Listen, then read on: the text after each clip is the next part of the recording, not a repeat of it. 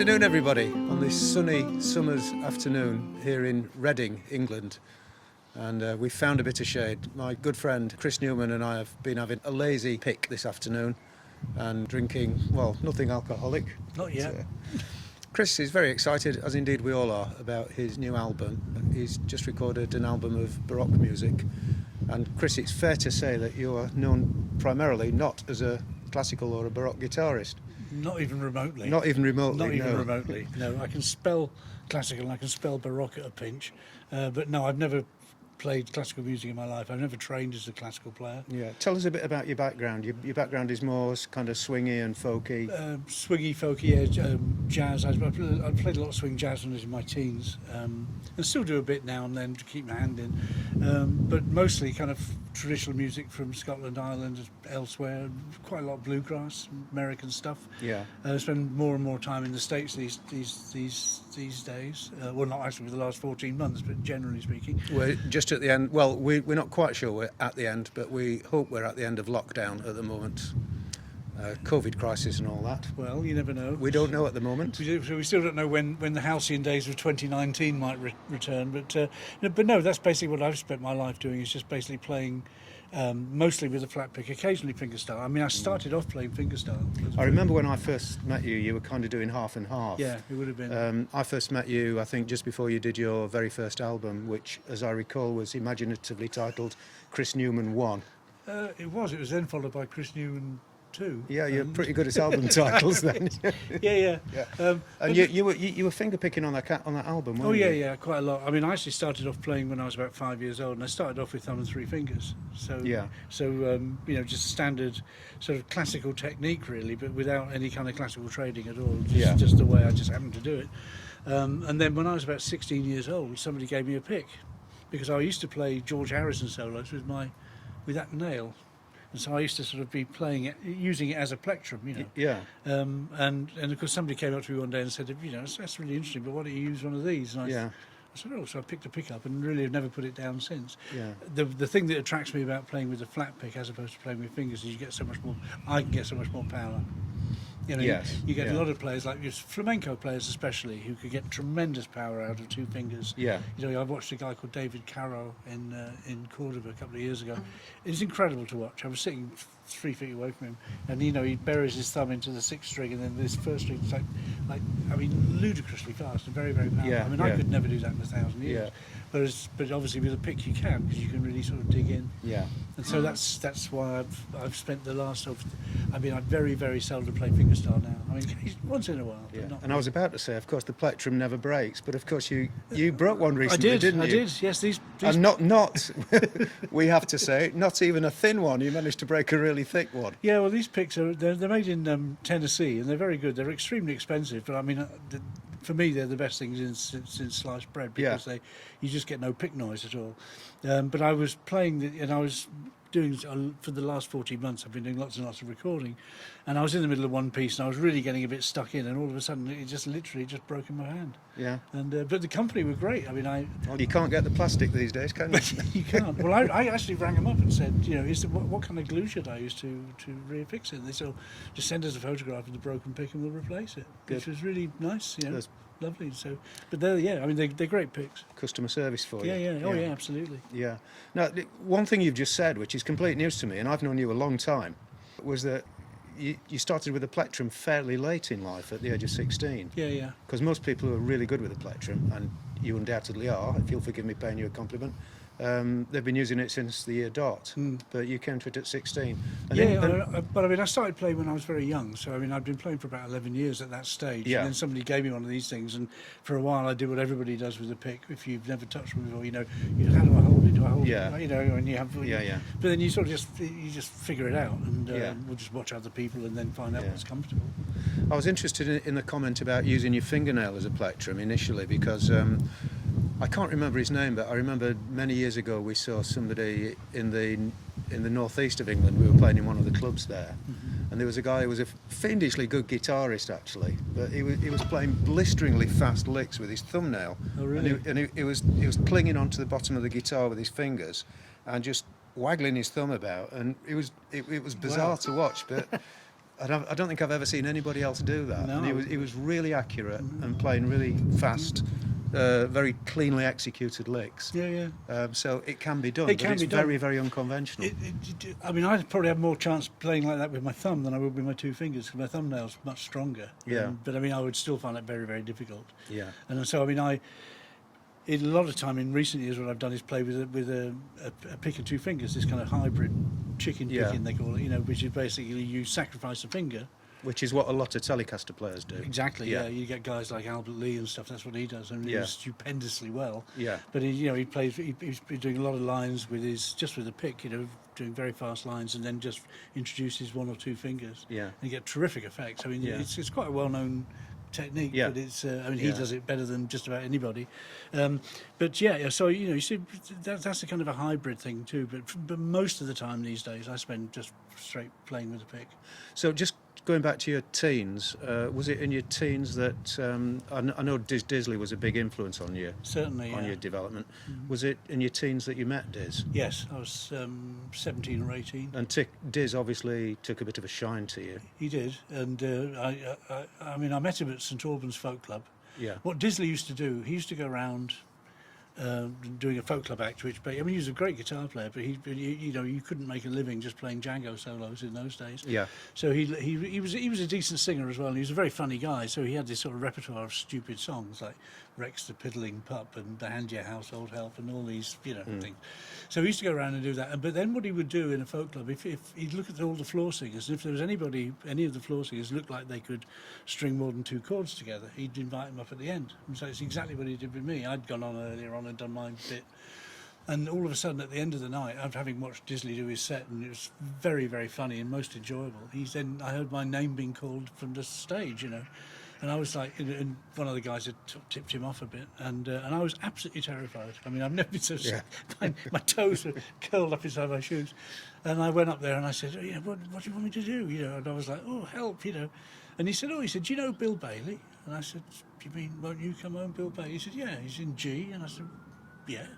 So off I went and played. It was actually fine. He was very nice. Yeah. And then, of course, what I realised was I was playing G, G, G, G, G, G, G, G, G, and he's playing all these passing chords. And and I was thinking, what on earth? It's the first time I was ever aware of passing chords and diminished chords. I mean, all minor sevenths. I mean, all that kind of stuff was complete news to me. Yeah. And it was very exciting actually, because I remember going home that night I was just buzzing, because having been standing next to this guy who was an absolutely master of all this stuff. And I spent the whole night, I didn't go to bed. Because I can't read music, I've always had a good ability to watch what somebody's doing, memorising the shape and remembering what it sounded like. Yeah. I've learnt a lot of stuff that way. I've stolen a lot of stuff that way. And what I did with Disley was the same thing. Was the fact I remember his hand was in this position and it made this sound. So I remember sitting up all night and just trying to work out all these things. That same night, Sunday night, back in 150 years ago. So this was a kind of soul on the road to Damascus moment for you. Yeah, it was absolutely, because it was by that time I'd been playing with a pick for a couple of years. And all of a sudden I was then introduced to this whole totally different way of playing the guitar. Until then I'd been playing sort of ragtime stuff and little odd tunes and just pretty little tunes really. And all of a sudden you're suddenly given this massive catapult into this whole world of swing rhythm guitar playing. Forget the lead stuff for now, but this was just the rhythm.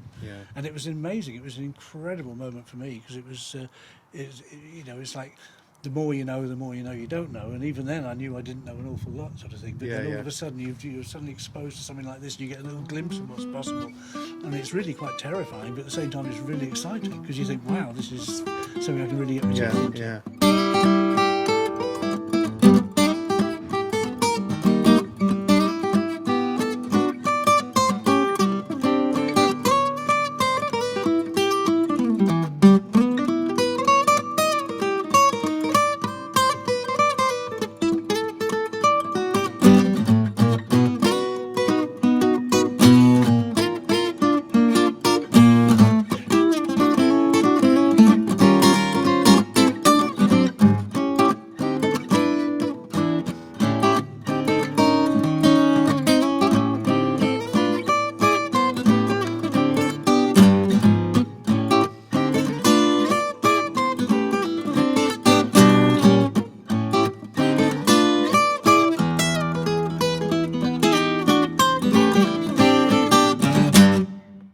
Just to give you one of my Diz Disley stories, when I was young, he played down the local folk club, and I think he was playing with Grappelli at that time. And all the local musicians here in Reading went along to see this wonderful guitar player. And he started the gig, and he didn't really play any flashy guitar at all. He was just strumming a few chords behind his funny songs, which on that level were really entertaining. Funny, yeah, and about halfway through the second half, somebody called out from the back, "For God's sake, Disley, play the guitar," you know. And then he turned it on big time. And it was really lovely, actually, because we'd had this half an evening of really funny music, and then he just switched, and he played some fantastic guitar for the rest of the night. So you saw both sides of Diz on the same evening. Absolutely. Yeah. It worked the other way as well, because I did remember a concert he did with Grappelli, and he had Denny Wright was the other guitar player, and Len Skeet was the bass player, and Grappelli very unusually broke a string. Right. Yeah. Broke a string on the violin, which is pretty unusual. So Disley did a funny song. And Disley did a song, and it was I can't remember what the venue was. It was something like Watford Town Hall. It was some big place, you know. Yeah. With, hundreds of people in there. So he just gets up and says, no matter how young the prune may be, it's always full of wrinkles. Because he went down the storm. This audience who's come along to see the great Stefan Grappelli, they're all killing themselves. Yeah. But I mean, he had that great ability to do that, and he was a very, very funny guy. He was a very talented bloke. Yeah. So it was after that you. Well, I know you got into bluegrass as well.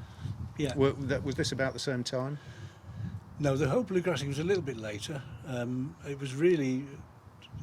I've really only got into bluegrass really massively in about the last 20 years, because I was dabbling with it before then, but for about the last 20 years I've been teaching at Steve Kaufman's camp every couple of years in Tennessee, which is effectively a bluegrass camp. I mean, it really is. And so as a result of that, since 2003, I've met an enormous number of really good players in America, guitar players especially. I mean, obviously fiddle players, mandolins, all sorts of things, but particularly guitar players, because they all gravitate towards this camp. A lot of them are teaching there, and so that's I've kind of taken bluegrass seriously, if you like, since about 2003. Before then, I was playing some tunes, like way before then, but they're on a relatively superficial level, if you like. It was rather like, I had been playing Irish tunes and tunes, Carolyn tunes, traditional tunes, jigs, reels, whatever. I had been doing a lot of this stuff from around about that same time, just dabbling, hearing it. I remember somebody lent me a copy of Chieftain 7. It's a lovely record. It was the 7th album, and it was and I was coming to the party quite late. And I remember learning a bunch of the tunes that were on that record, and that was a lot. But I was only kind of dabbling at it really until I met Máire, who my partner, who. In 1984, we started playing together in '87, and of course, her background, of course, is completely traditional Irish harp playing and everything. And so from that point, I stopped dabbling in it, if you like, and started taking it a bit more seriously. I did the same thing with bluegrass, I suppose, in about 2003. Yeah. It's not. I always think it's lovely. And Disley always used to say, he said, there's nothing wrong with having a dabble. Have a dabble. Well, if there's one thing that's impressed me over the years about you, if you'll forgive me paying you a compliment on camera, because I know you blush very easily, it's your ability to really get into the nitty-gritty of every style that you've delved into. When you play swing, you sound like a genuine swing guitarist. When you play bluegrass, you sound like a guy from Tennessee, and you play Irish music as good as anyone in Ireland. And I think it's just, I've always thought that if you're going to, it's the old adage, it's the old truism, if you're going to do something, you might as well do it properly. So there's a lot of that. I don't do anything else. I've never done anything else. I spent a brief time driving trucks when I was very, very young, when I was between bands. But I've never done anything else but play the guitar. That's what I've done since I left school. And that was quite a long time. That was quite a long time ago. So I've always had this thing about, you take it. I try never to take myself seriously, but I take the music very, very seriously. So you think, well, if you're going to learn, to play a piece by Handel, well, let's do it properly. Let's not just mess about and miss half the notes out because it's not convenient. Figure out how to do it. And, which kind of brings me on to the next area that I'd like to cover, not Handel specifically, but Baroque music. Because your latest album is yet another departure for you, isn't it? Really, in fact, completely, a huge departure. Yes. an album of J.S. Bach. Yes, it is. And when we think of J.S. Bach on the guitar, we immediately think of classical guitarists. Yeah, exactly. We think of somebody like John Williams, I suppose. Yeah, exactly. fantastic players. Playing classical guitar, nylon strings, finger style, obviously. Yeah. And your album of J.S. Bach is something of a departure, because Well, it's played with the flat pick. there's not a fingernail in sight. There's not a fingernail in Well, there's a sight. fingernail in sight, but you don't use them. It's just played with a flat pick, and it's played actually on this guitar, this very instrument, which I made basically for this project. Yeah. And it's just a steel-strung acoustic guitar. There's nothing special about it. Yeah. So the whole thing is played with a pick. So this is really, really unusual, if not unique. Certainly very unusual. It's extremely unusual. I mean, you wouldn't hesitate to say unique, because there'll probably be some guy in New South Wales somewhere who's doing this. But, as far as I know, it's never been done before. It was at the beginning of lockdown. We came back from America 2 weeks early from a 6-week tour, because we had to come back early because everything was just cancelled. We arrived back in March 19th into London. And after that first period of thinking, well, what happens now? Because everybody's diary is just empties, of course. Yeah. I thought, well, this would be an ideal. The lockdown thing would be an absolute perfect lockdown project, because I worked out a couple of Bach pieces about 6 years ago, and it took me, ages to. I'm embarrassed to tell you how long it took me. It took me like 11 months to get a 4-minute piece up to anything approaching performance standard, and I would never perform it even now. I would never stand up in front of people who were paying good money. It's just not, I wouldn't do that. But it took me about 11 months just to learn that first piece. So I thought, well, that's really nice. It's interesting to do, but that's it really, because I'm never going to get the time to do a whole album. I thought it'd be nice to do an album, but there's no way. And then suddenly you had the time. All of a sudden you've got an lockdown. empty diary, and you've got this perfect opportunity. Yeah. Where you've got really nothing to do but stay in the house, because we were told not to go out. And the studio, of course, like yourselves, the studio's at the top floor of the house. And so it was just a perfect opportunity. And so I thought, well, all right, this is, it's ordained that this is what I'm going to do for this period. Yeah. And it was fantastic, actually. I can't say I had a horrible lockdown. For the last year, I've had a great time, because I've never actually sat at any time in the last year and looked at the wall and thought, oh, I'm bored, what shall I do now? Oh, I can't go out. There's always something to do. And when you start getting into this kind of music, the music is so complex harmonically. It's on a totally different level from anything I've ever tried before. In terms of complexity. Yes.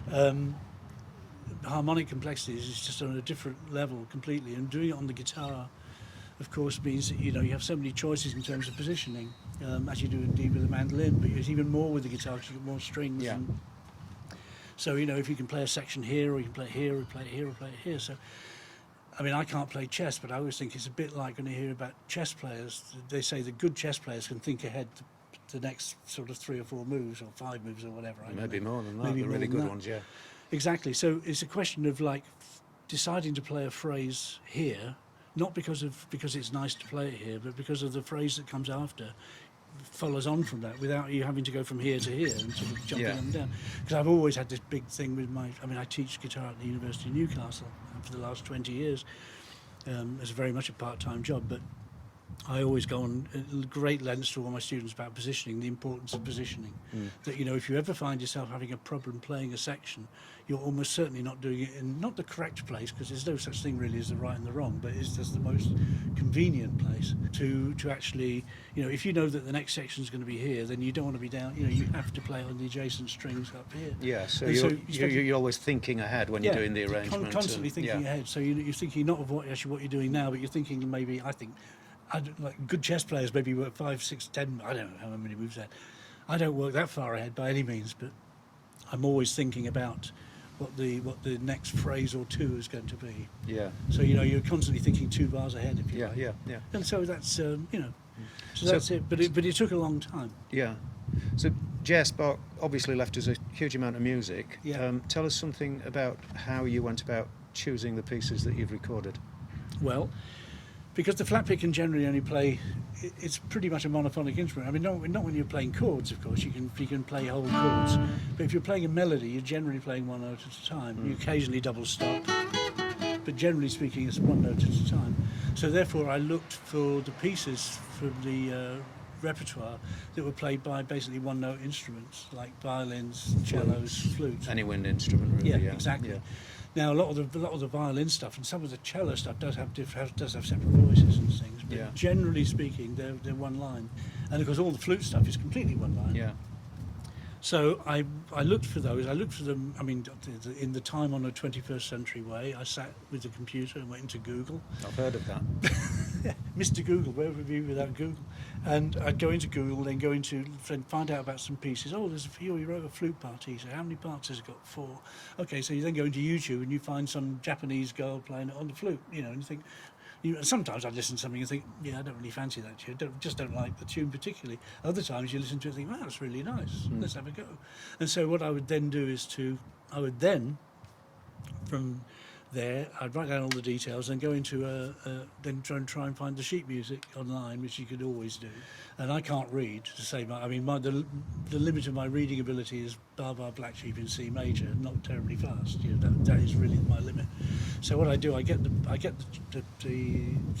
sheet music from the web and put it into a computer program on the Mac, and just have it play it back to me. As many bars at a time as you want. But of course the great thing about doing it this way, of course, you can slow things down to nothing. And so you can loop them, and you can loop it, and you can do all sorts of stuff. So basically what I would do, so you say, okay, I'm going to play from bar 1 to bar 4, or bar 1, or whatever you like. And instead of going at, equals 100, if the beat count was maybe 120, I'd slow it down to 60. So it would be really like very, very ponderous and very, very slow. And I just have the thing looping around, and I'd just be playing and just working out what the notes are. So all right, I've worked out what the notes are. Now where am I going to play? Am I going to do it there, or etc., etc., etc.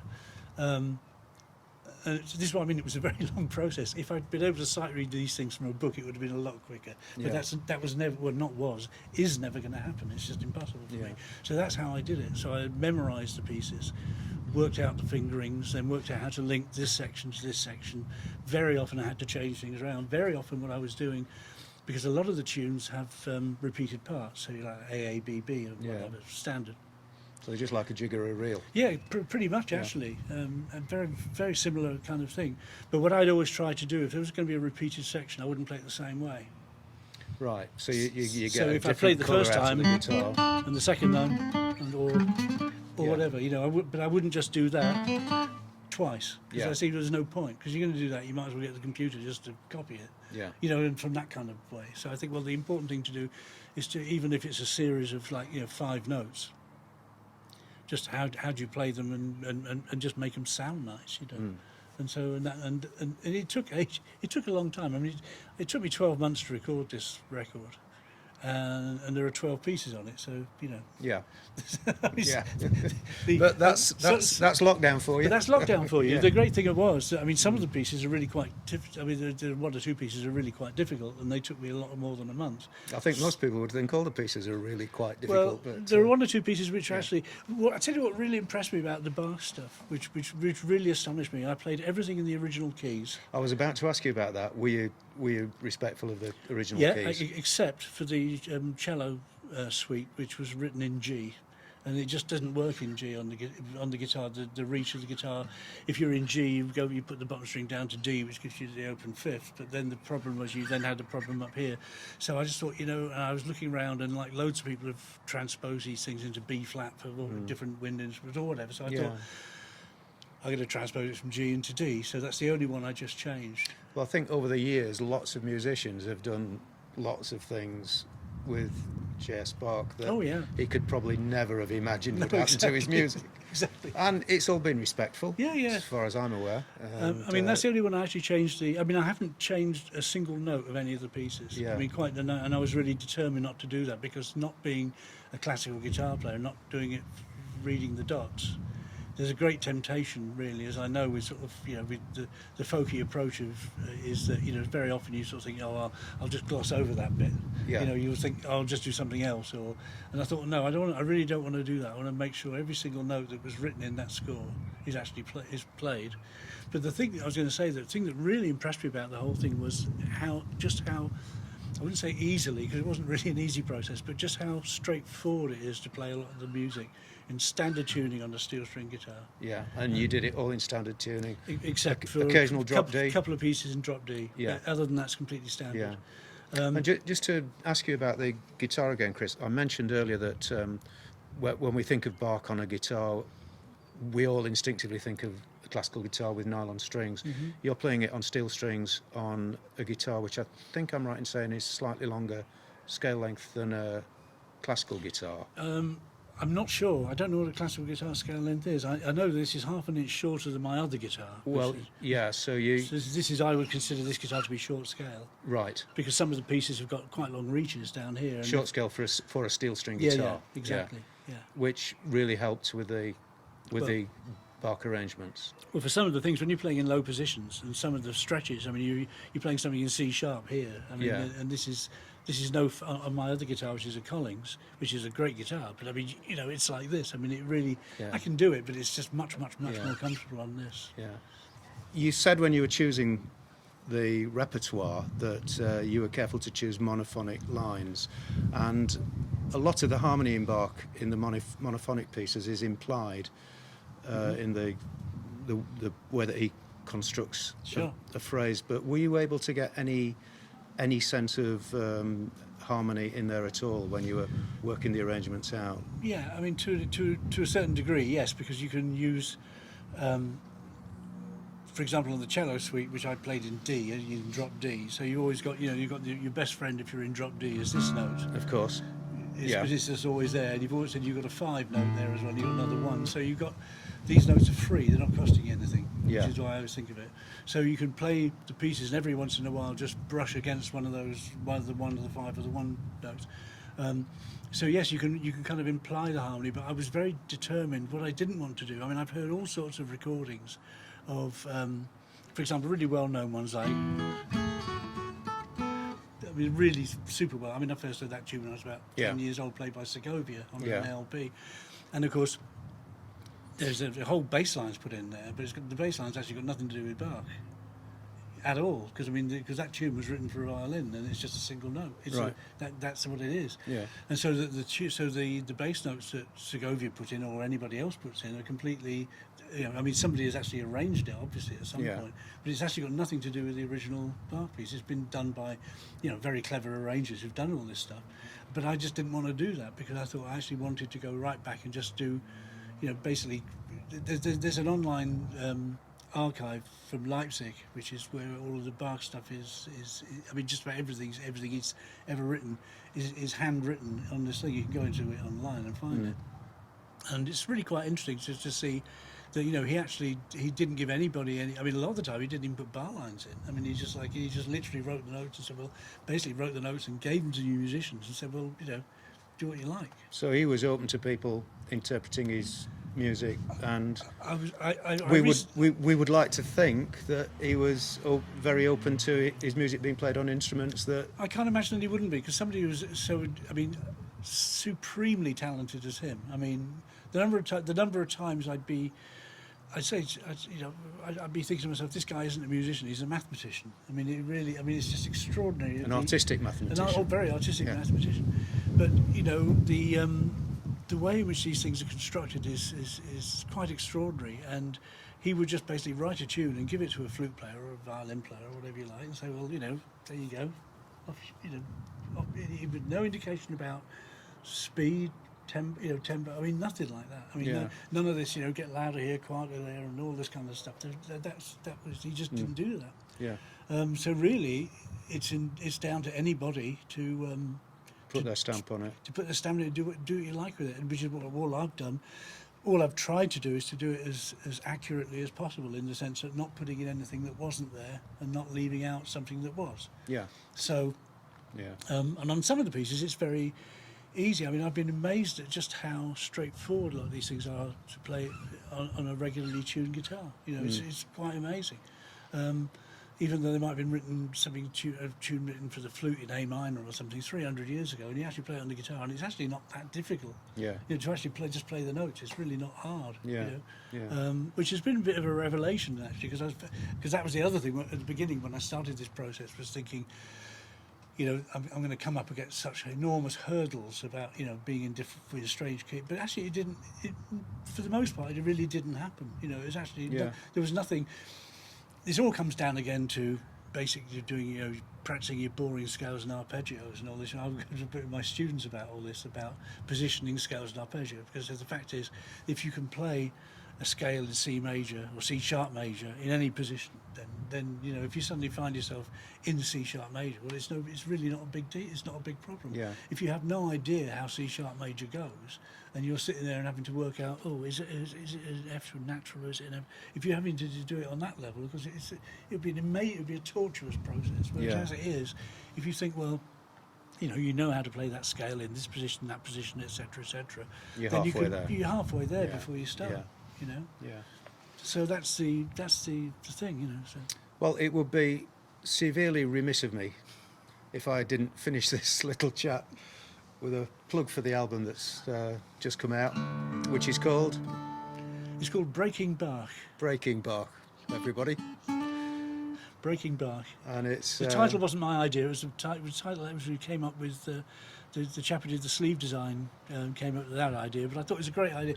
I'm useless at, I mean, I know what I'm reasonably good at, and I know what I'm absolutely awful at, and one of the things I'm terribly bad at is thinking of titles, and also coming up with design ideas. I mean, I'm not a designer. Which is why we employ somebody else. Precisely. Yeah. So Breaking Bach, Chris Newman playing J.S. Bach. this is the Corrente from the cello suite.